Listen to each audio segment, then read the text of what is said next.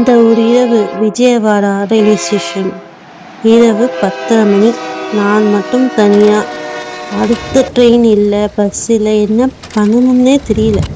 அந்த நேரத்துல நான் பண்ண ஒரே ஃபோன் கால் இன்னைக்கும் மறக்க முடியல. அந்த ஃபோன் கால்ல என்ன நடந்துச்சுன்னு சொல்றதுக்கு முன்னாடி இந்த ஸ்டோரி 2000 காலேஜ் ஃபர்ஸ்ட் டே. எல்லாருக்கும் ஃபர்ஸ்ட் டே கொஞ்சம் நர்வஸா தான் இருக்கும் இல்லையா? எனக்கும் அப்படிதான். புது காலேஜ், புது கேம்பஸ், புது கிளாஸ் ரூம். யார்கிட்ட போய் பேசுறது, யார் கூட ஃப்ரெண்ட் ஆகுறது ஒண்ணுமே தெரியல. நான் அமைதியா ஒரு சீட்ல உட்கார்ந்துட்டேன். அப்போ என் வாழ்க்கையில 2 பேர் வந்தாங்க. அவங்க தான் இன்னைக்கு நான் என்னோட பெஸ்ட் ஃப்ரெண்டுன்னு சொல்ற அளவுக்கு இருக்காங்க. ஃபன்னி என்னன்னா தெரியுமா, அந்த ஃபர்ஸ்ட் டே ஒரு ஹாய் சொல்ல ஆரம்பிச்ச ஃப்ரெண்ட்ஷிப் 15 வருஷத்துக்கு அப்புறம் அதே மாதிரி இருக்கும் என்று அப்போ எங்களுக்கு யாருக்குமே தெரியாது. அதுக்கப்புறம் லைஃப் செம்ம happy. Morning college attendance, class, canteen, assignment, seminar, exam எல்லாத்தையும் நாங்கள் 3 பேரும் சேர்ந்து தான். எக்ஸாம் டைம் வந்தால் எனக்கு ஒன்றுமே படிக்கலைன்னு சொல்லுவோம். ஆனால் ரிசல்ட் வந்தாலும் 3 பேரும் சிரிச்சுக்கிட்டே இருப்போம். லஞ்ச் பிரேக்னா ஒன்றா சாப்பிடுவோம். ஃப்ரீ அவனா பேசிக்கிட்டே இருப்போம். சின்ன சின்ன ஃபைட்ஸ் கூட வந்திருக்கும். ஆனால் அந்த ஃபைட்ஸை விட அடுத்த 5 நிமிஷத்தில் சேர்ந்து சிரித்த மெமரிஸ் தான் அதிகம். இப்போ யோசிச்சா காலேஜில் படித்த சப்ஜெக்ட்ஸ் எல்லாம் அவ்வளோ ஞாபகம் இல்லை. ஆனால் அவங்களோட சிரிப்பு, கிண்டல், கேன்டீன் கான்வர்சேஷன் இன்னைக்கும் அப்படியே ஞாபகம். அதுதான் காலேஜ் லைஃபோட மேஜிக். 2013 காலேஜ் முடிஞ்சிருச்சு. அந்த ஃபேர்வெல் டே இனி எப்போ மீட் பண்ணுவோமோன்னு எல்லாரும் சொன்னோம். அப்போது லைஃப் இவ்வளோ பிஸி ஆகிடும்னு யாரும் நினைக்கல. காலேஜ் முடிஞ்சிடும், ஒவ்வொருத்தரும் ஒவ்வொரு பாதைக்கே போயிட்டோம். ஆனால் எங்களுக்கு அப்போது தெரியாது இந்த ஃப்ரெண்ட்ஷிப் இன்னும் ஒரு பெரிய டெஸ்டே பண்ண போகுது. அந்த டெஸ்ட் தான் என் வாழ்க்கையே மறக்க முடியாத ஒரு நினைவா மாறிடுச்சு. காலேஜ் முடிஞ்சதும் எல்லாரும் சொல்ற மாதிரி இனிமேலும் கான்டாக்ட்ல இருப்போம்னு நாங்களும் சொன்னோம். ஆனா லைஃபுக்கு வேற பிளான் இருந்துச்சுன்னு இப்போதான் எங்களுக்கு தெரியும். ஒருத்தருக்கு ஒரு வேலை, ஒரு சிட்டில எல்லாமே மாறிடுச்சு. ஒவ்வொருத்தருக்கும் ஒவ்வொரு ரெஸ்பான்சிபிலிட்டியும் அதிகமாயிடுச்சு. அப்படியே மீட் பண்றதா இருந்தாலும் கொஞ்சம் கொஞ்சமா குறைஞ்சி போச்சு. 2017 எங்களுக்கெல்லாம் மேரேஜ் ஆகி முடிஞ்சிருச்சு. புது வீடு, புது ஃபேமிலி, புது வாழ்க்கை எல்லாம் புதுசா இருந்துச்சு. அதுக்கப்புறம் நண்பர்களை நேர்ல பார்க்கறது ரொம்பவே ரேர் ஆயிடுச்சு. ஆனா ஒரு விஷயம் மட்டும் மாறல. சில நேரம் ஒரு வாட்ஸ்அப் மெசேஜ், எப்படி இருக்க, அவ்வளவுதான். அதுக்கப்புறம் ஒரு ஃபோன் கால்.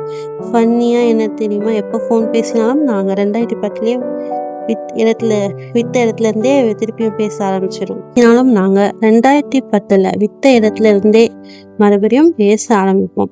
ஏய், அது உனக்கு ஞாபகம் இருக்கா? ஸ்டாஃப் கிட்ட மாத்தினது ஞாபகம் இருக்கா? எக்ஸாம் டேல என்ன பண்ணோம்னு ஞாபகம் இருக்கா? அப்படியே சிரிச்சுக்கிட்டே இருப்போம். அந்த ஃபீலிங்ஸ் உண்மையாகவே ரொம்ப ஸ்பெஷல். அதுக்கப்புறம் கொரோனா வந்துச்சு. எல்லாருடைய வாழ்க்கையும் மாறிடுச்சு. வெளியே போறது குறைஞ்சி போச்சு. மீட் பண்றதுமே இல்லை. ஃபோன் கால்ஸும் குறைஞ்சி போச்சு. ஆனா எப்ப பேசினாலும் அதே அன்பு, அதே உரிமை, அதே ஃப்ரெண்ட்ஷிப். அதுக்கப்புறம் ஒரு நாள் நான் காக்கிநாடால இருந்து சென்னைக்கு ட்ரெயின்ல தனியா வந்துட்டு எல்லாமே நார்மலா தான் போயிட்டு இருந்துச்சு.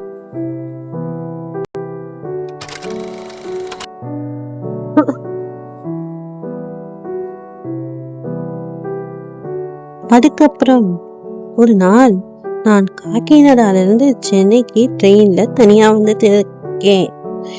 எல்லாமே நார்மலா தான் போயிட்டு இருந்துச்சு. ஆனா நைட் சுமார் 10:30 மணி இருக்கும். ட்ரெயின் விஜயவாடா ரயில்வே ஸ்டேஷன்ல நின்றுச்சு. முதல்ல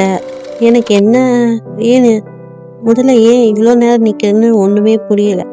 கொஞ்ச நேரத்துக்கு அப்புறம் தான் தெரிஞ்சது, ஃப்ளட் காரணமா ட்ரெயின் இதுக்கு மேல போக முடியாதுன்னு சொல்லிட்டாங்க. அடுத்த ட்ரெயின் இல்ல, பஸ் இல்ல. ஸ்டேஷன் முழுக்க குழப்பம். எல்லாரும் என்ன பண்ணலாம்னு யோசிச்சுட்டு இருந்தாங்க. நான் மட்டும் தனியா ஒரு பக்கம் என் ஹஸ்பண்டுக்கு ஃபோன் பண்ணிக்கிட்டே சொன்னேன். இன்னொரு பக்கம் அம்மா வீட்டில் இருந்து கால்ஸ் சேஃபா இருக்கியா, என்ன பண்ண போறன்னு எல்லாரும் கேட்டுட்டே இருந்தாங்க. ஆனா என்கிட்ட பதில் இல்லை. அந்த நேரத்துல எனக்கு ஞாபகம் வந்தது என் ஃப்ரெண்ட். உடனே கால் பண்ணேன். இங்க ட்ரெயின் நின்றுடுச்சு, என்ன பண்ணணும் தெரியல சொன்னேன். அவ ஒரு செகண்ட் கூட யோசிக்கல. அமைதியா ஒரே ஒரு லைன், நீ எதையும் யோசிக்காத இரு, நான் இருக்கிறேன் என்று சொன்னதற்கு பிறகு எனக்கு கொஞ்சம் நிம்மதியா இருந்துச்சு. அப்புறம் அவ சொன்னா, நான் வீட்டுல சொல்லிட்டேன், உனக்கு கால் பண்றேன். நான் என் வீட்டுல சொல்லிட்டு உனக்கு கால் பண்றேன்னு அதுக்கப்புறம் கொஞ்ச நேரத்துல திரும்பவும் ஃபோன் பண்ணான். எல்லாம் அரேஞ்ச் ஆயிடுச்சு. என் ஹஸ்பண்டோட ஃப்ரெண்ட்ஸ் ஃபேமிலி அங்க இருக்காங்க. அவங்க வந்து உன்னை பிக்கப் பண்ணுவாங்க, பயப்படாதன்னு சொன்னான். உண்மையை சொல்லணும்னா எனக்கு ஒரு பக்கம் தயக்கம் இருந்துச்சு. ஏன்னா எனக்கு அவங்கள முன்னாடி தெரியாது. அவங்களுக்கு தெலுங்கு தான் தெரியும், தமிழ் தெரியாதுன்னு நினைச்சேன். நான் நார்மலி தெரியாதவங்க கிட்ட அவ்வளவா பேசவும் மாட்டேன். அவங்க வீட்டுக்கு போறதுன்னா இன்னும் கொஞ்சம் பயமா இருந்துச்சு. ஆனா அந்த சுச்சுவேஷன்ல வேற வழியே இல்லை. கொஞ்ச நேரத்துல அவங்க வந்தாங்க. ரொம்ப அன்பா பேசினாங்க. வாங்க, கவலைப்படாதீங்கன்னா சொன்னாங்க. அந்த வார்த்தை எனக்கு இன்னும் நம்பிக்கையை கொடுத்துச்சு. அந்த இரவு அவங்க வீட்டுல தங்கினேன். உண்மையா எனக்கு கெஸ்ட் மாதிரி இல்லை. அவங்க நல்லா என்னை பார்த்துக்கிட்டாங்க. அந்த அன்பு இன்னைக்கும் மறக்க முடியாது. அடுத்த நாள் என்னை கூப்பிட என் ஃப்ரெண்டோட ஹஸ்பண்ட் வந்து குண்டூர் கூட்டிட்டு போனார். பல வருடங்களுக்கு பிறகு என் ஃப்ரெண்டை பார்த்தேன். அந்த மோமெண்ட் உண்மையாகவே என்னால எக்ஸ்பிளைன் பண்ண முடியாது. பல வருடங்கள் கழிச்சு ஒரு நிமிஷத்துல திரும்ப காலேஜ் டேஸ்க்கு போன மாதிரி இருந்துச்சு. அதுக்கப்புறம் 2 நாள் செம ஜாலியா போச்சு. அவளோட குழந்தைகளோடு விளையாடினேன். நாங்க ஷாப்பிங் போனோம், நிறைய பேசினோம். காலேஜ் மெமரிஸ்லாம் மீண்டும் பேசினோம். அவள் கையால ரொம்ப அன்பா சாப்பாடு சாப்பிட்டேன். அந்த 2 நாட்கள் எனக்கு ஒரு பிரேக் மாதிரி இல்லை, ஒரு கிஃப்ட் மாதிரி இருந்துச்சு. லைஃப் எதிர்பார்க்காம கொடுத்த ஒரு அழகான பரிசு. திரும்ப எனக்கு ஒரு பிரேக் மாதிரி இல்லை, ஒரு கிஃப்ட் மாதிரி இருந்துச்சு. லைஃப் எதிர்பார்க்காம கொடுத்த ஒரு அழகான பரிசு. திரும்ப கிளம்புற நாள் வந்துச்சு. அவங்க ஹஸ்பண்ட் என்னை விஜயவாடா ஏர்போர்ட் வரை டிராப் பண்ணாங்க. அதுக்கப்புறம் என் வாழ்க்கையிலேயே முதல் சோலோ ஃப்ளைட்ல விண்டோ சீட்ல உட்காந்து கீழே க்ளவுஸை பார்த்துட்டே இருந்தப்போ ஒரே ஒரு தாட்டு தான் வந்துச்சு. இந்த ட்ரிப்பை நான் பிளான் பண்ணல, ஆனா இந்த மெமரிஸை நான் வாழ்நாள் முழுக்க மறக்க மாட்டேன்.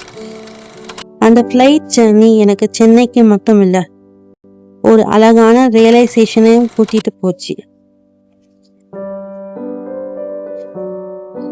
ஃப்ளைட்ல விண்டோ வழியா வெளியே பார்த்துட்டு இருந்தேன். கிளவுட்ஸ், சன்லைட் அனைத்தும் ரொம்ப அமைதியா இருந்துச்சு. ஆனா என் மனசுக்குள்ள மட்டும் நிறைய தாட்ஸ் ஓடிட்டு இருந்துச்சு. நான் சென்னைக்கு திரும்பிட்டு இருந்தேன், ஆனா என்னோட மனசு இன்னும் குண்டூர்லயே இருந்துச்சு. உண்மையை சொல்லணும்னா அந்த ட்ரிப்பை நான் பிளான் பண்ணவே இல்லை. ஃப்ளட்டும் பிளான் பண்ணல, ட்ரெயின் நிற்கிறதும் பிளான் பண்ணல, ஃப்ரெண்டை மீட் பண்றதும் பிளான் பண்ணல. ஆனா லைஃப் சில சர்ப்ரைஸை நம்ம எதிர்பார்க்காத நேரத்துல தான் கொடுக்கும். அது நல்ல சர்ப்ரைசஸா இருந்தா அதை வாழ்நாள் முழுக்க மறக்க முடியாது.